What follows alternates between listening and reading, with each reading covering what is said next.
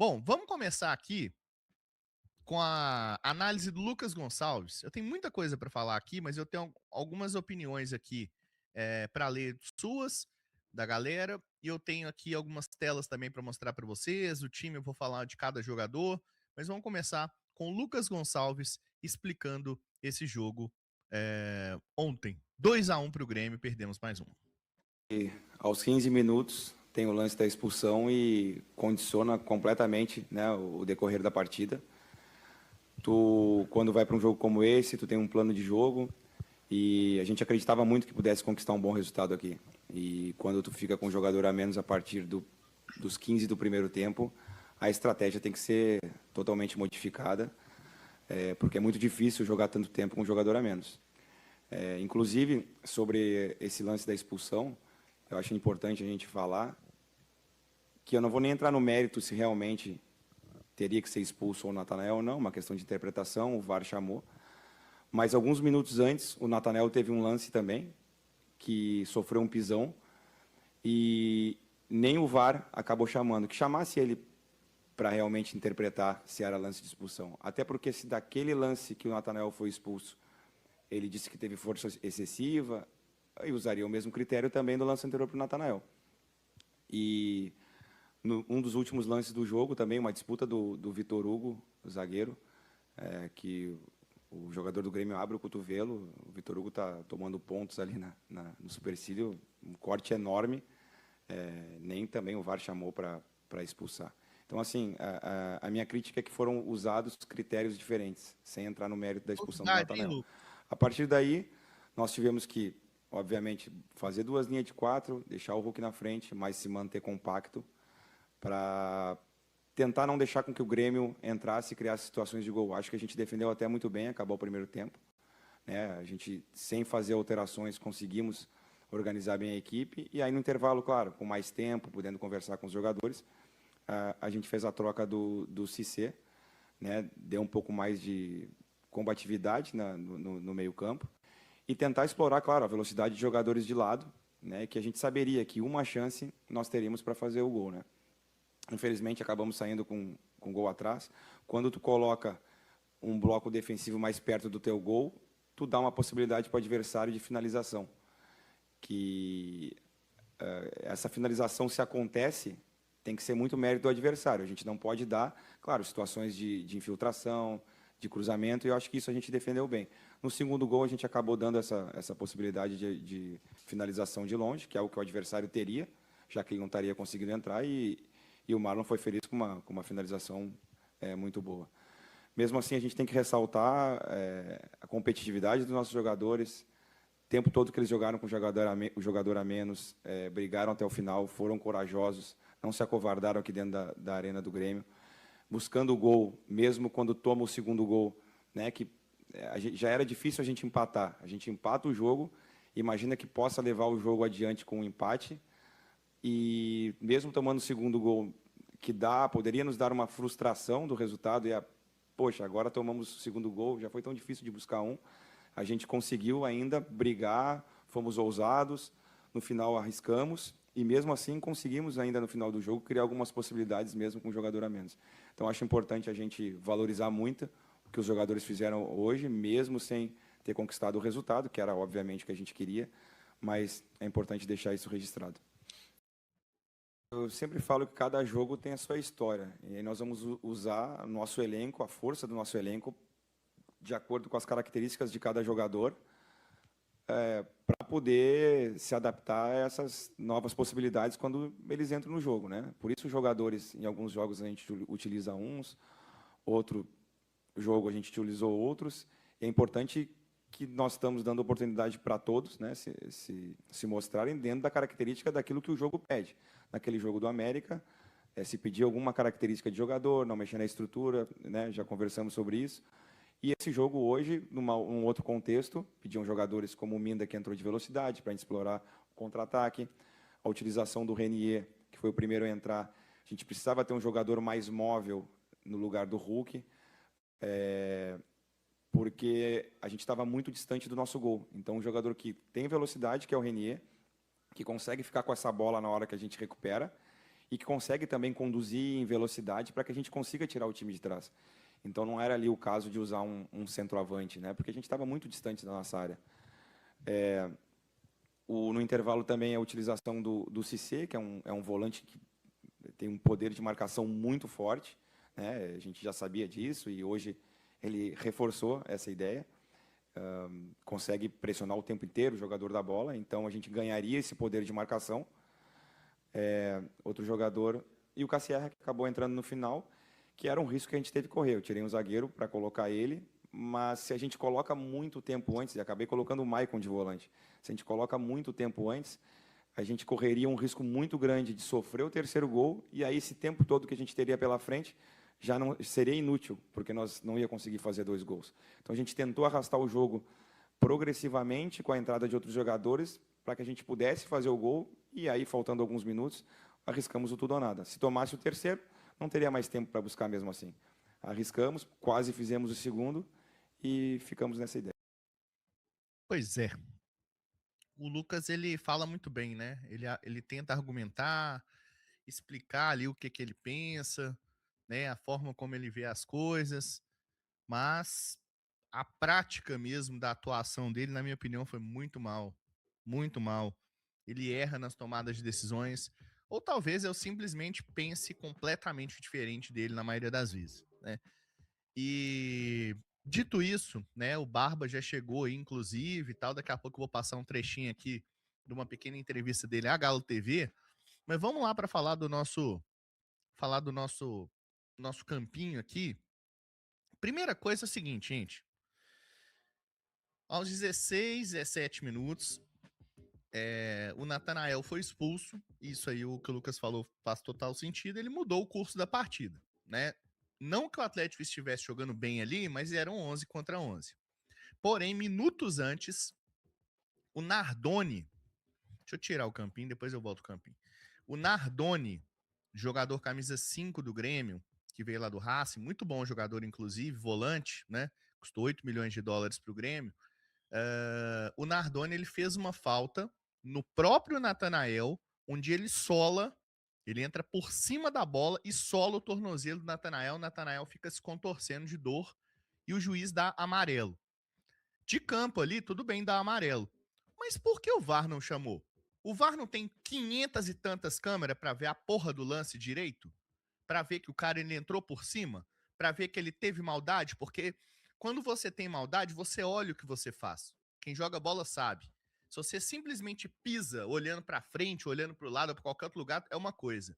Mas o Nardoni, quando ele vai pisar, ele olha para baixo. Ele vê o que ele está fazendo. Entendeu? Então ele tem a maldade. E é coisa de jogador argentino que a gente conhece, né? Volante argentino, então, a gente sabe que há um pouco de deslealdade praticamente incutido na personalidade desde quando o cara começa a jogar futebol como defensor ou volante na Argentina. Então a gente sabe como funciona. E o Nardoni, ele olha, ele sabe o que ele faz. E o VAR, entendedor disso tudo, poxa, por que não chamou? E foi antes, né? Foi antes. Por que não chamou? Se o árbitro fosse expulsar ou não, aí são outros 500. Porque isso é depender da interpretação dele olhando o vídeo. Mas ele não teve oportunidade de olhar o vídeo. Mas eu vou até mapear depois aqui. Eu não tenho exatamente... O jogo acabou ontem 11h30, né? O café é 8h15, então eu não consigo fazer tudo. Mas ao longo do dia eu vou pedir aqui para a equipe para a gente mapear quantas vezes o Rafael Claus ele foi ao VAR em jogos contra o Atlético. É impressionante. Todos os jogos que o Klaus apita contra o Galo tem polêmica. Todos. E quantas vezes ele decidiu favorável ao Atlético? Vou levantar isso. Eu não arrisco dizer que teve uma. Eu não lembro de uma que foi decisão favorável ao Atlético. Eu não tô querendo parcialidade aqui. Eu tô querendo igualdade de critério. Se esses caras vão ser profissionalizados aí, vocês vão começar a ganhar para ser profissionais da arbitragem, tá numa lista ali de ganhar não sei quanto por mês, ganhar não sei quanto por jogo, independente do valor que seja. O cara é profissional, ele tem que ter critério, velho. Isso é o mínimo que tem que ter de arbitragem, sabe? Se você tem o pau que bate em Chico, bate em Francisco. Se o cara entrou solano no primeiro lance, chama o VAR, decide, é amarelo. Natanael, chama o VAR, decide, é amarelo. O Nardoni, chama o VAR, vermelho. Natanael, vermelho, beleza. Porque o Natanael também foi completamente imprudente. O Natanael foi juvenil. Não existe você dar uma tesoura no jogador, chegar atrasado da forma que ele chegou, na lateral. Um lance completamente improducente. A bola já tinha saído do pé do Marlon. Uma coisa de jogador burro. Jogador burro. Que não pensa antes de agir. E não só burro, mas fraco também. Muito fraco, o Natanael, né? Se a gente tá falando de jogador fraco no Atlético, pensa no Natanael. E não é Bagre. Bagre é diferente. Bagre é jogador tipo Caio Paulista. Que você sabe que o cara realmente é ruim, que não sabe dominar uma bola. O Natanael é fraco. Entendeu? Ele tem vontade, tudo, mas ele é fraco. Ele não consegue desempenhar bem o apoio, ele não consegue desempenhar bem a parte defensiva, ele chega atrasado, ele é magrinho, então ele tinha que ser muito mais veloz do que ele é lento, ele chega atrasado todas as vezes, ele é estabanado, ele é um lateral, no máximo, para reserva no Campeonato Mineiro. E eu já venho falando isso aqui com vocês. Mas o Lucas Gonçalves entende que o Preciado é reserva do time. Jebs, mas o Preciado tá numa condição física ruim. Meu filho, dá seus pulos. Pelo amor de Deus, tem quanto tempo que o Preciado tá aqui? Quanto tempo ele precisa para se condicionar? Ele não tava machucado, ué. Né? Aliás, machucou uma coisinha aí, mas pelo amor de Deus, tá na hora também, Preciado. Vão, meu filho, vão querer, ué. Ué, pelo amor de Deus, como é que o Preciado não vai jogar nesse time? Porque se ele não conseguir ganhar a vaga do Natanael, pode dispensar os dois também. Mas eu confio no Preciado. Acho um bom lateral, sempre achei. É lateral de seleção equatoriana. Acho que ele vai se encontrar aqui no Atlético ainda, mas tá demorando. Tá demorando pelo menos para deixar o Natanael para trás. Porque Natanael não dá, gente. Não dá. Ninguém que vai escalar o Natanael de titular vai passar impune de alguma falha desse tipo. A não ser contra o Itabirito, contra o Betim, entendeu? Contra esses times aí menores, entendeu? Mas Natanael, sinceramente, não dá. Terrível, terrível. A partir dali, o Atlético passou a jogar num bloco baixo, bem baixo, com duas linhas muito compactas à frente da nossa área e só tomando ataque do Grêmio o tempo todo. Que também é pouquíssimo efetivo. O time também é ruim demais do Grêmio. Né? Quem ofereceu algum risco era o lateral direito Pavon. Lateral direito, Jefferson? Sim, o Pavon foi lateral direito ontem. Eles têm o João Pedro e tem o Marcos Rocha. O Luiz Castro não quer nenhum dos dois. Ele usa o Pavon de lateral direito ontem e dá super certo. E o Pavon, num lance de falta lá, bate a falta. O Everson Spawn bate na trave e tal. E foi o lance de perigo do Grêmio. No segundo tempo, o Grêmio volta mais agressivo, né? Tem uma falha de marcação. O Maicon, que na minha opinião fez uma boa partida, até onde esteve ali. Tô gostando do Maicon, cara. Tô gostando mesmo. Ele deixa de acompanhar o Noriega. Acho que era o Maicon, tá? Não vi o lance tanto assim. Deixa de acompanhar o Noriega, o Noriega vai lá e faz o gol. Aí, meu amigo. Deixa eu levantar a plaquinha aqui, peraí. Isso aqui me incomoda demais. Aí o Noriega vai lá e faz o gol. Aí 1-0, com 1 a menos, com um bloco baixo, do jeito que tá, eu falei, meu filho, nós vamos tomar uma goleada aí. Aí, do nada, o Everson, num passe, sei lá, de 70 metros, espetacular, né? Dá um balão pra frente, um passe pra frente, um grande lançamento, e o Vitor Hugo, engana o zagueiro e faz um gol à la Hulk contra o Flamengo, né, na Copa do Brasil de 2022. Um golaço, inclusive. Né? Esse é um jogador que eu vou elogiar. Assim que eu chegar lá na análise 1-1, eu vou elogiar. Então o Galo empata o jogo. Ali eu falei, putz, achamos o gol. Agora é só não tomar um segundo, continuar segurando e tal, mas não pode ficar muito atrás, não. Pouquíssimos minutos depois, deixa eu até ver quantos minutos depois que o Marlon fez o gol.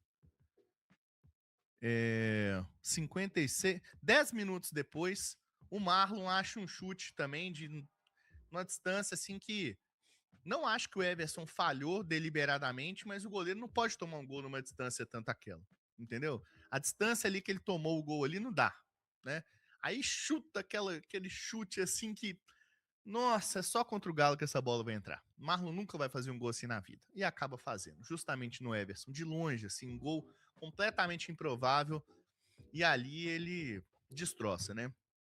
Porque primeiro ele tinha dado uma assistência, né, uma grande partida, inclusive, do Marlon, e depois ele faz aquele gol espetacular que o Everson poderia ter defendido. Né? Não vou falar que foi falha, porque eu não acho que foi falha, mas poderia ter defendido. Né? E dali o Atlético faz algumas movimentações, né? O Dudu entra, o Minda entra, tenta alguma coisa. O Minda, diga-se de passagem, não fez muito, mas já tem os melhores momentos dele com a camisa do Atlético. Né? Entrou ali pelo menos querendo, mostrando alguma personalidade. O Dudu finaliza ali uma de fora da área, o Cassierra entra no finalzinho também, o Renier fica sozinho lá na frente e fica aquele negócio, né? Aquele bumba meu boi danado.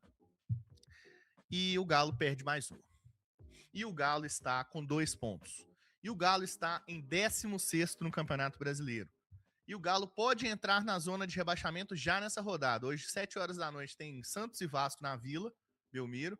Quem ganhar, coloca o Galo na zona. E aí fica junto com o Cruzeiro, que já está na zona. Né? O futebol mineiro tá uma beleza. Bom, agora vamos para a nossa análise aqui, 1-1. O Everson, na minha opinião, ele não tem uma falha direta, mas poderia ter defendido o chute do Marlon, tá? Natanael, eu não devia nem colocar o Natanael aqui, é nota -0, menos 0 não, né? -10, -5, -2, sei lá, qualquer menos, né? Um cara aqui que, vontade de rabiscar esse nome aqui. O Juan, cara, o Juan não comprometeu hora nenhuma, acho que ele se impõe na zaga, ele é um cara que ele tem muita vontade, ele também é um pouco estabanado às vezes, não é um zagueiro dos mais técnicos, mas eu não vejo culpa nele.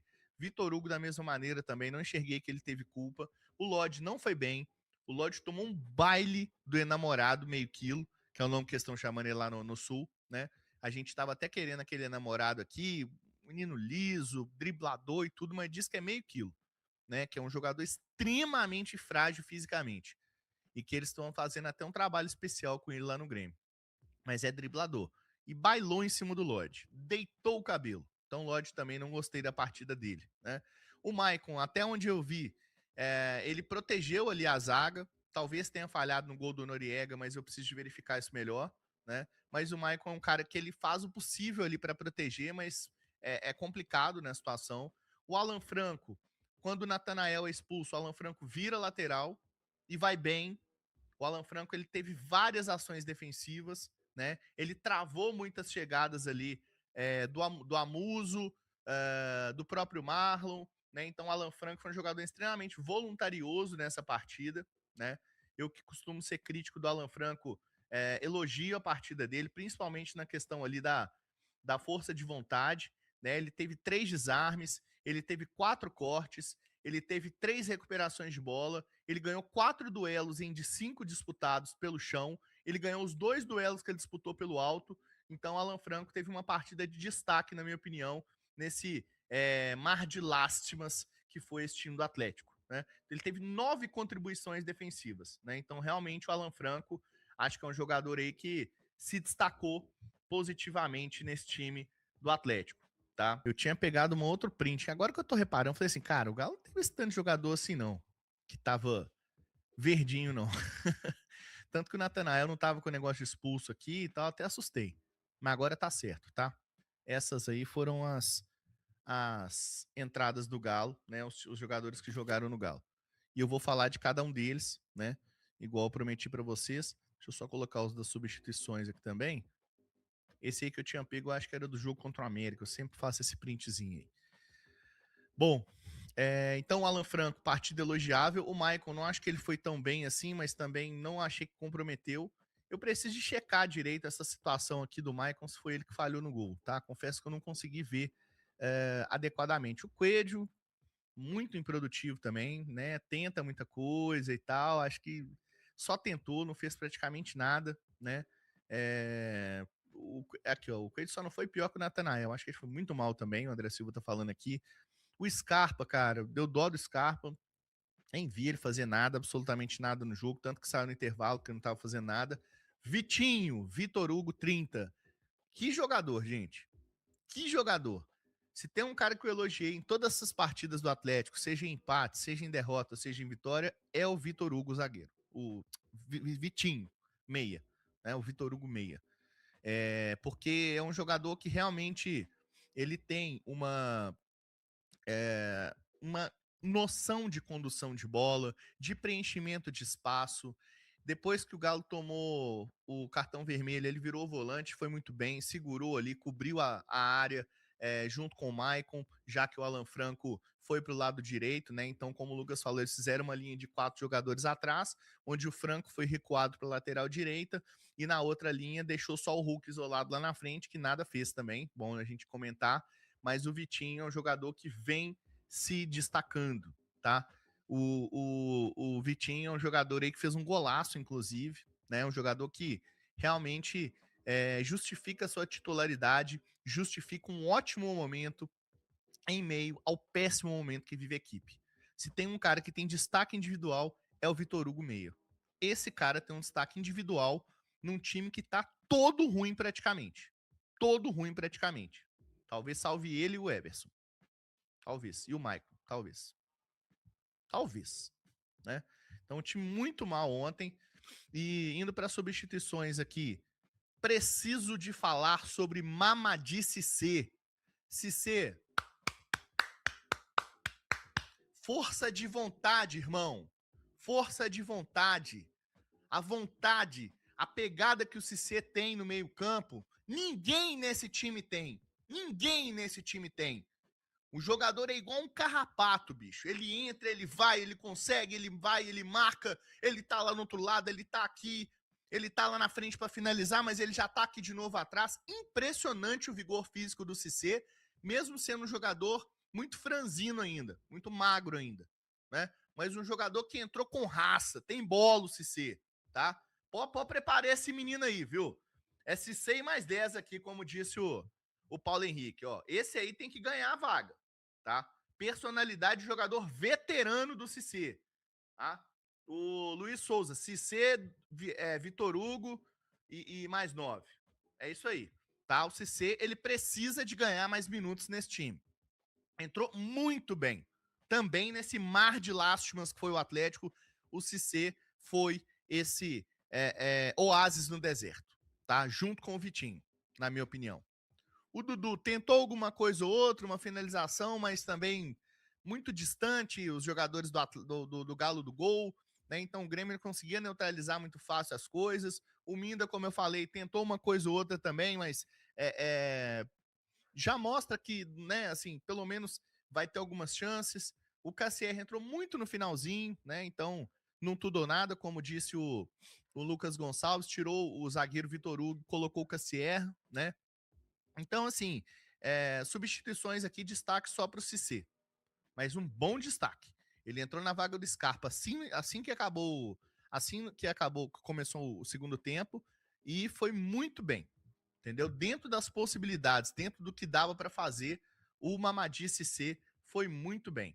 Né? Inclusive, ele teve 5 contribuições defensivas, ele teve uma interceptação, 3 cortes, 4 recuperações de bola e ganhou 2 duelos. Tá? Então, um jogador ali muito importante nesse segundo tempo, um jogador que mostra que tá querendo, é um jogador que mostra que tá querendo. Cara, eu ia comentar isso aqui, viu, Fabiana Leite? Eu ia comentar isso aqui, ó.